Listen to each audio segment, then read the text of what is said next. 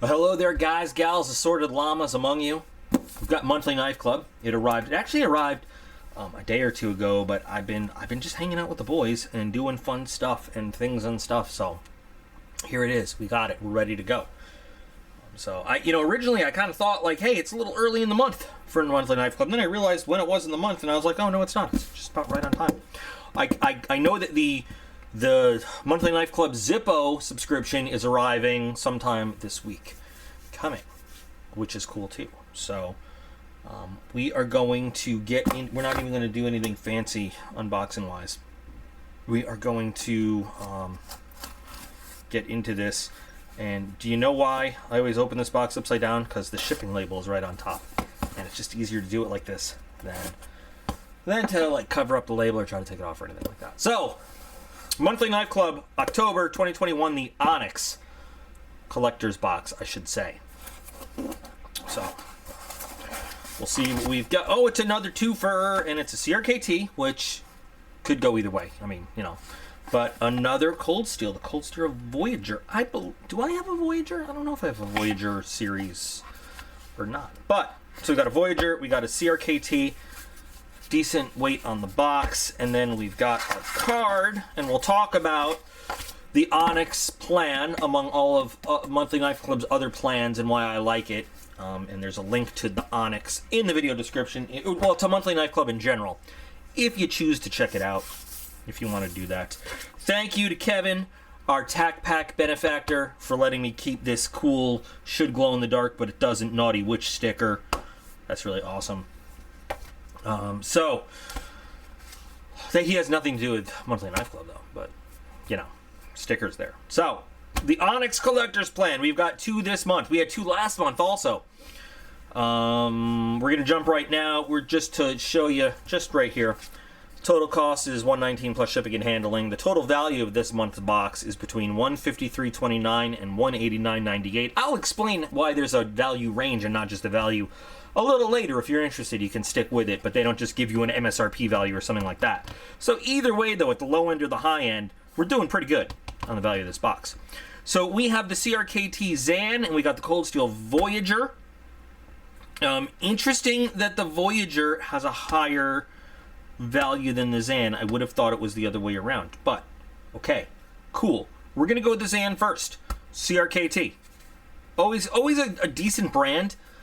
I like CRKT. I think some CRKTs are a little overpriced. I kind of place CRKT on my spectrum, and this is just personal opinion, in just this rack and stack. I like Kershaw and I like CRKT, and they're kind of, a lot of times they stack up right next to each other. A lot of times CRKT is kind of right below Kershaw, but most of the time they're just lateral to each other. And there's nothing to cut open on this box. Okay, cool. But this is the Zan, made in Taiwan, the good China, the friendly China, the not oppressive dictator Chinas. Let's see what we have in here. Well, looks cool. We have, oh, what is that? Incender. I need to check that one out. That looks cool. The Outburst is their patented, spring assist system. They use a torsion bar, just slightly different than this. Actually, is very similar to the Benchmade nitrous assist system. Once upon a time. So okay, we got some literature about that. We have the CRKT Forged by War series. This is cool. I know you guys want me to get straight to this. Let me just finish. This is cool because the Forged by War series is a thing that CRKT did, where they did a whole series by veterans. The design, tools and knives designed specifically by veterans, by combat veterans. Let me backtrack. I don't know if everybody's been to combat, but they are all United States military veterans. And gave them a chance. Some of them are already established designers. Some of them, this was their first chance to design. And then 10% of the net profits go to the veterans charity of choice, so the designer for the specific item. So this, designed by veteran Darren William Sirois. I don't know. I mean, I don't know anything about him personally. I'm just reading it off the card. But it's just it's a weird feel.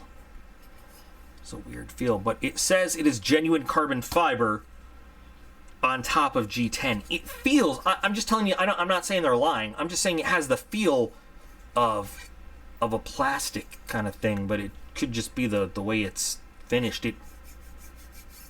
I don't doubt it. This looks like genuine G10 below, and it has the pattern of the carbon fiber, but just whatever coating's on it feels a little weird. So what do we got here? So we've got D2 tool steel, carbon fiber over G10. We have stainless steel frame. We have a very interesting clip. Deep carry, but like, look at this big old, almost looks like an axe head kind of thing. And this has that outburst torsion bar design. You can see that. Like it's right there. Mine, personally, is a little bit off center. But oh, and so you can. This is good. I like this. The fact that we can see that. So you can de-assist this if you want. You can take that assist out. If being somewhere with an assist is illegal for you, you can see that carbon fiber pattern on the other side of the scale too. It's kind of an interesting little sound. You hear that little twang. Ooh. It's kind of a sticky lock there. Yeah, a little bit of a sticky lock. But can you see in the camera that carbon fiber on the other side of the G10 as well? With like, you can really see the carbon fiber there without whatever coating this is, which I guess is good because it gives it a little bit of texturing on it. Overall, though, a very kind of standard, I don't know how to say this any better, but a standard kind of out in the field knife-shaped blade. It's a very drop point kind of shape. Has a very, very, very subtle recurve in it right there. I don't think it would give you a hard time sharpening at all. A little bit of a thumb ramp with some jimping that feels pretty good. Simple design on the handle, but that clip, despite its odd shape, is comfortable. Actually, wow. So that dip kind of fits the knuckle very well. Very well indeed. Look, like, I don't know if you can get that. It kind of perfect there. So you don't really feel that clip at all. Nice, simple, nice design. There is some lock stick on that, and I'm not sure why. And again, a little bit of off centering, but really no blade play, so it's not like a pivot issue. I don't know if it's just mine or other people are experiencing the same thing, but... And I personally, this is just me, this is just a style thing, this is not a commentary on the function or the mechanics of the knife. I don't like that wide cutout there on a frame lock. Wow, that is a sticky-ass lock.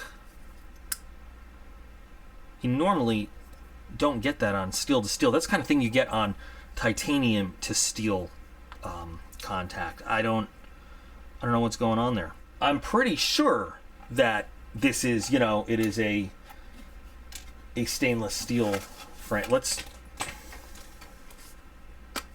Oh yeah, these are magnets in here. And it just wants to, let me open the blade so we get that out of the way. Yeah, this is steel. It's very magnetic. So weird. Now that could break in over time a little bit,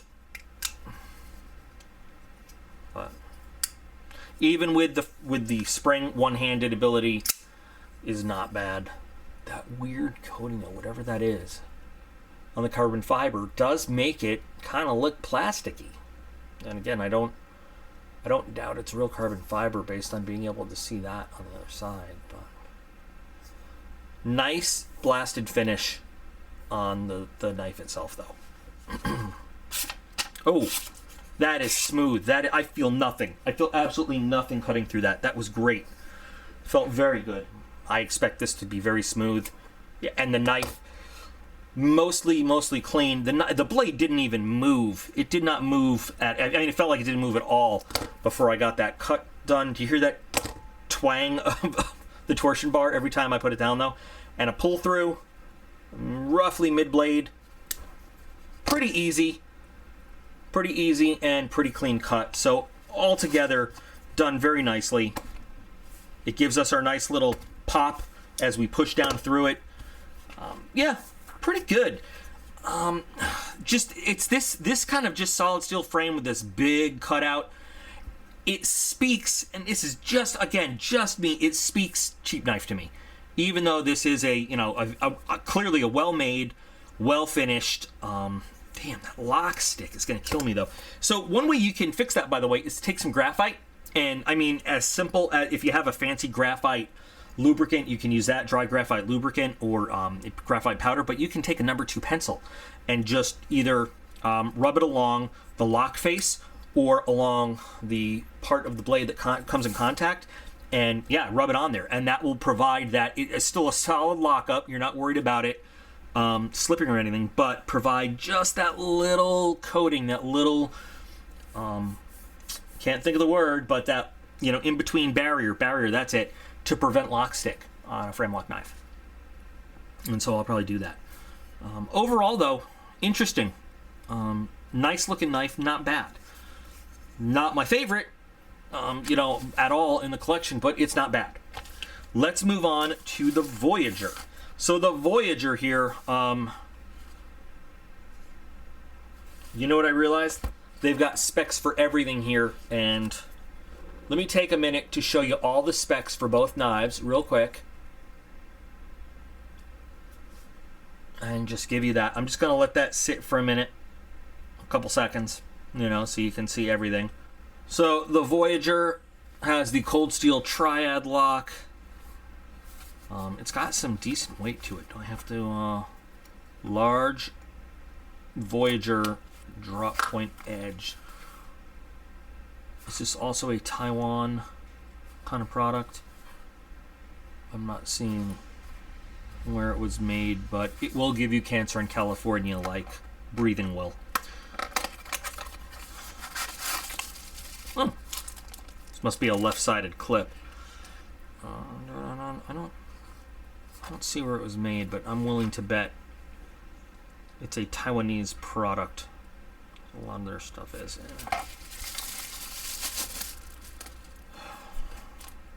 Nice weight to it.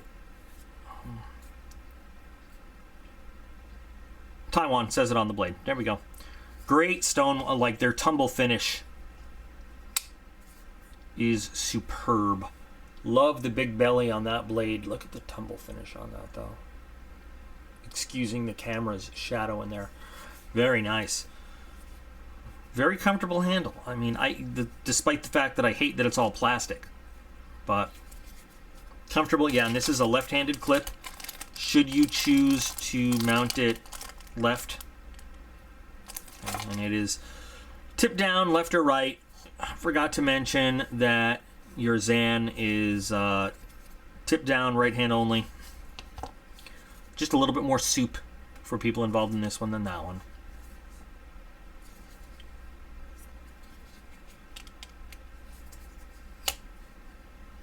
A triad locking system is known, I mean, it's well known to be a very secure, very tight locking system. The chances of it failing are very rare, but it also is not quite what you'd want for a one-handed kind of knife. It can be done, but you can see how close we came there to finger mutilation. You got to be secure in what you're doing, but it deploys very easily one-handed, even just being a thumb stud kind of knife. Got no blade play in this. Clip, I feel not at all. Not at all. And it is actually very secure with the way the pommel's shaped on this. And these knives, let's say Cold Steel intends these knives, they want them to be used for a wealth of purposes. And they're not shy about saying, you know, you can use these in a self-defense combat kind of role. They say that in their promotional stuff. And this is made to give you that kind of grip as well.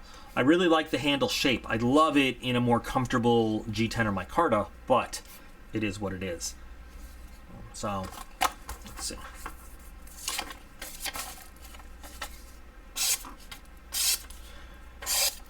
As nicely finished. Oh, I wonder. Okay, that must have been just me getting overzealous at the cutting. It's as nicely finished as the CRKT is. It is a really nicely finished edge. The bevels do look very evenly ground on each side. Just a little hint of grind lines there. So again, if you wanted to put this on a diamond and then strop it out, it's probably end up with mirror edges very easily, very soon. There's a little marking on it, not much. I mean, not really billboarding at all, and I really didn't show you that on the CRKT. Basically about the same markings, you know? You just have the company name and then the design name and the designer on the back and the model number. And that's basically the exact same thing what you have here, except so you have the model name, company name, and the steel type. This doesn't feature the steel type. Yeah, I really like this blade. This drop point shape, which is kind of leaf shaped, I like it a lot. Very useful. Like I said before, nice big wide belly, very good for slicing tasks. Steel looks about even width, but this is, I mean, this would be, I'd carry this knife around for you know, just a lot of different, I'd EDC this, I'd carry it around as a heavy duty. I don't know if I'd call it a hard use, but I know the construction, although, you know, plastic handles, this and that, I know that cold steel does make these things relatively tough. It would take a lot to kind of warp this and twist it around. Let's get the cord, though. I've been developing a much higher appreciation and respect for cold steel lately than I've had previously. Just carrying some of their designs around and messing with them a little bit. So let's see. So we are going to do this slice, and very nice. I didn't feel that at all. I did not feel it at all. I hardly felt the knife move. Didn't feel it. I just heard like just a little, and that was great. Let's do the pull through, roughly center blade, and great. I felt more of the stress just trying to hold the cord in this hand than I did any kind of action at all or force. And I mean, it just went right through. And oh, that didn't excite me. There we go. That's what I'm looking for. Yeah. Very nice. So these are not, I'll be honest, they're not the fanciest knives we've seen from Onyx, but I think they've given us some, I think this is more of an EDC. I think this could be a definite, you know, heavy duty user. I think the value in the box is there. In terms of, I mean, this is just me. I'd rather get one higher value, higher end collection piece than two of these. And that, again, that's me. I'm not the only one getting this box, though. I really respect what Daryl has going on. In fact, I just talked to Daryl, literally talked to him on the phone on Friday regarding some other stuff they have going on and you know, some stuff he's going to try in the future and everything. I can understand. Look, I'm not always super jazzed about everything that got going on. I still respect the Onyx box for the fact that the value is there. You know what I mean? The value is there. And I know that there are people that are gonna like this one. The CRKT is okay. It's comfortable. I'm not feeling it a lot. I'm really not. I like the Voyager. The Voyager, I could just picture myself carrying a lot more than the CRKT. But I know that the CRKT still has its value in terms of putting it in the collection. I could probably trade it. I wouldn't. I don't know. I don't picture myself selling off parts of my CRKT collection because they're not really that valuable, you know. But again, as part of a trade or just to have, or maybe one day I'll want to, this is great. for Cerakote. I can do hydrographics on it. Same thing with a nice big blade. So it has value to me. I just don't know if I would personally carry it. The Voyager, on the other hand, though, this thing, I'm looking forward to just kind of carrying around and messing with it with some common woodsy type tasks, seeing how it does.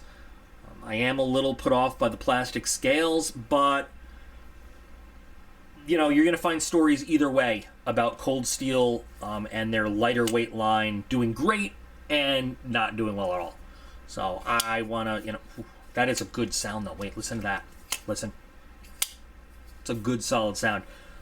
I kind of want to put together my own opinion on that because I haven't really used their Grivex or Givex or whatever plastic, you know, handled stuff all that much. I have some. I really haven't used it that much though, and I'd like to put it to use and see how it goes. So this box was worth it to me, even though I'm not super psyched about the actual knives that came in it. I think that the twofer that we got last month was better than this, and you know, like next month, if it came down to getting 2 knives of this quality again, or just one, you know, higher value, kind of better quality knife, I'd opt for the one. But that's just me, you know. I don't know. Anyway, so what do you guys think of these?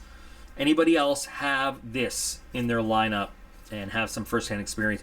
It's interesting because the handle on the Cold Steel is so much wider, and going from one to the other, it's such a different feel. This one fills out my hand great, and I feel solid about, you know, holding it and using it. Then I go to this one, and it feels so small in my hand.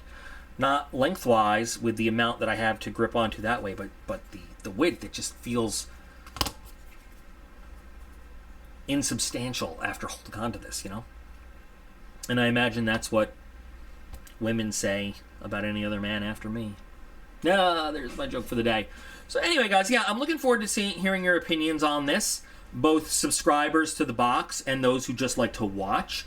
Anybody that has personal experience or opinions with either of these knives, please, you know, of course, chime in and tell me what you think, because that is very important.